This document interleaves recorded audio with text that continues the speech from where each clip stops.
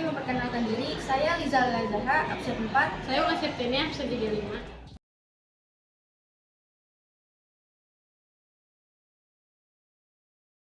Kerajaan Singasari merupakan kerajaan bercorak Hindu Buddha yang berasal dari Malang, Jawa Timur. Kerajaan ini didirikan oleh Ken Arok yang bergelar Sri Rajasa Batara Sang Amurwa Bumi pada tahun 1222 Masehi.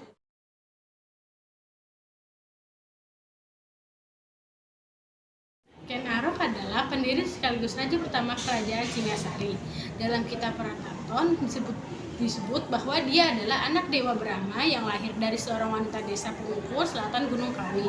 Ken Arok hanya bertahta selama 5 tahun, dari tahun 1222 hingga 1227. Dia dibunuh oleh seorang budak atas perintah Anuspati. Anuspati sendiri merupakan anak tunggal Anumetung yang dikandung Keng Dedes.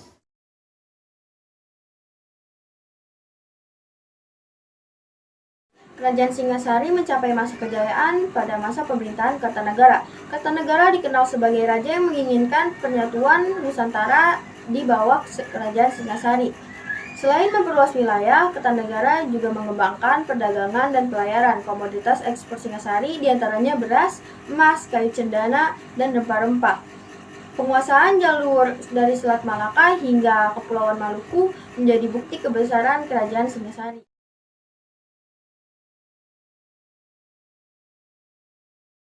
Selanjutnya ada raja terakhir yaitu Sri Maharja Kartanegara atau disebut Kartanegara, meninggal di tahun 1292. Adalah raja terakhir yang memerintah kerajaan Singasari dengan gelar Sri Maharja Hiraja Kartanegara Wikramah Darmoto Tugdewa. Masa pemerintahan Kartanegara dikenal sebagai masa kejayaan Singasari. Pada periode ini, Singasari berhasil menguasai jalur perdagangan dari Selat Malaka hingga Kepulauan Malaka.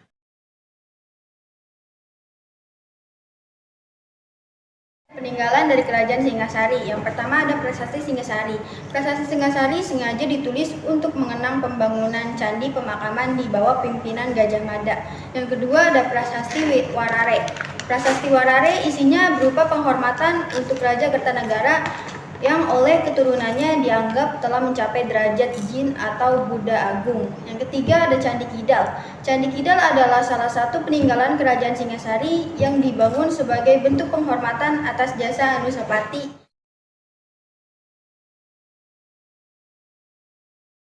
Kondisi ekonomi. Untuk kehidupan ekonomi saat zaman Kerajaan Singasari tergolong cukup maju karena letak yang sangat strategis yang berada di lembah sungai Berandas. Hal ini menjadikan tanah yang berada di kawasan tersebut menjadi sangat subur. Oleh karena itulah mayoritas masyarakat bermata pencarian sebagai petani. Tidak hanya berada di lembah yang subur, Sungai Berantas pada saat itu juga menjadi salah satu lalu lintas perdagangan antar daerah dan wilayah.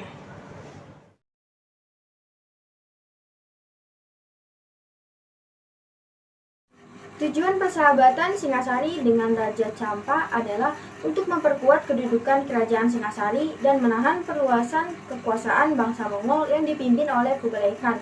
Salah satu usaha yang dilakukan Kertanegara dalam memperkuat kedudukannya sebagai Raja Singasari adalah menjalin hubungan persahabatan dengan Raja Campa, Jaya Singawarman III. Malangnya, sewaktu Kertanegara sedang mempersiapkan diri untuk menghadapi bangsa Mongol, tiba-tiba Jaya Katuang memberontak di pusat Kerajaan Singasari. Ia menyerang Singasari dari dua arah, yaitu utara dan selatan. Akibat serangan ini, Kertanegara tewas di tangan Jaya Katuang dan Singasari jatuh ke tangannya. Dengan demikian, Kerajaan Singasari runtuh pada 1292. Perang yang terjadi dalam Kerajaan Singasari, yaitu ada Perang Ganter. Perang Ganter adalah pertempuran antara pasukan Tumapel yang dipimpin oleh Ken Arok dan tentara Kediri di bawah pimpinan Mahisa Walungan, adik Raja Kertajaya, berlangsung di sebelah utara Ganter.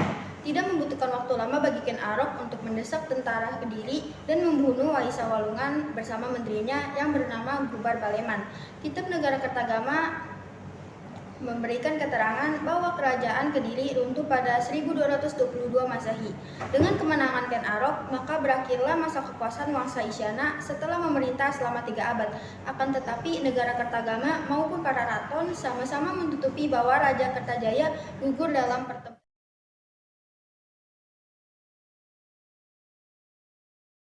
Pengaruh kerajaan Singasari masa kini, warga tidak tahu akan arti dari benda yang ditemukan sehingga tidak jarang dimanfaatkan seadanya. Misalnya menemukan benda seperti kursi. Penemuan itu biasanya ditempatkan di taman untuk tempat duduk. Batu bata dipakai untuk campuran bahan bangunan karena anggapan mereka batu bata itu sama dengan batu bata biasanya yang mereka temukan di lahan-lahan mereka. Ada lagi batu-batuan yang sebenarnya peninggalan sejarah.